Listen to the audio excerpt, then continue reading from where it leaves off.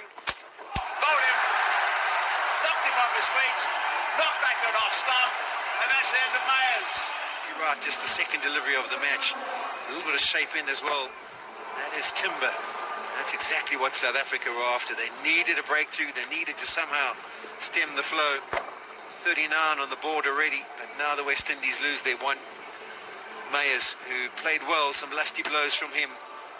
He has to be on his way for 17. Rabada's the challenge. And he's got him as well. 2 and 2. Mayers has gone. Charles has gone. 2 huge headers for the West Indies. He was sensational, but not tonight. This is the delivery from Rabada. Once again, fantastic length. Just a slight inside edge onto the leg stump. And we may have to have a look at a pitch map from KG, because these 3 deliveries from him have been on point. Nice shot in the covers from Paran. Now this is going to be our gauge on the surface. The outfield haze, it's particularly... That's whipped away. There is protection, but it is that short boundary again, and it's just gone for 4 in no time. It is that the short one is picked up, but it's picked up superbly. That has gone rows back, many rows back. Again, an indication of how this white ball travels. At the It wasn't short enough. It was kind of a length delivery onto the thigh pad, and that's a bit of a free hit. Timber was touching on last over about the 6 that was produced, and how it doesn't really matter if it's the short or the long boundary. There was another case in point. Speed on the ball into the hip, and he's just backing. If he gets anything on it, it's going to go well over Rabada. Nothing you can do about that. Just clipping the pad. I mean, it's a touch too straight from the bowler, but Rabada's attacking the stumps. And the more I see of this cricket, the more I think you got to bowl your best ball. Oh, man back, doesn't matter. Picks the big boundary and nails it. Not missing out tonight. That's one of the long boundaries. He had it with ease.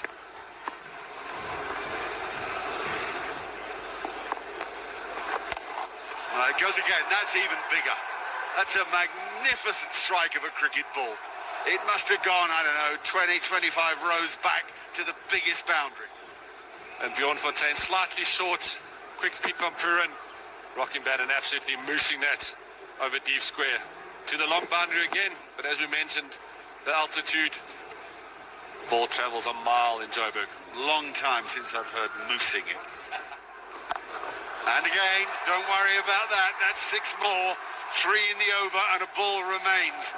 Wonderful batting. The boundary size he thinks, and he's looking so far to have the power to get it over there.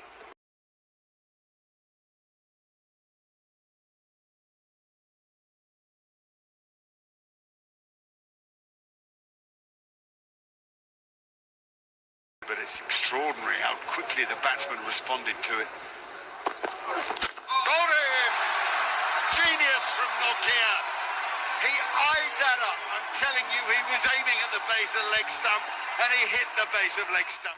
That I like about bowlers. You are clear at the top of your mark as to what delivery you want to bowl, but you still have to have half an eye as you get into your guard and to make an adjustment. Nokia did just that because King showed his hand.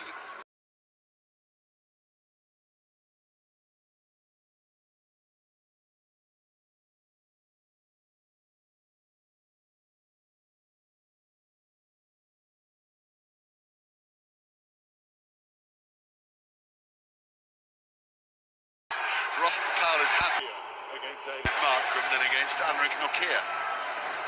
There's the perfect example. Bish hitting to the big side of the ground, hitting to the long boundary, backs himself, knows he can hit it.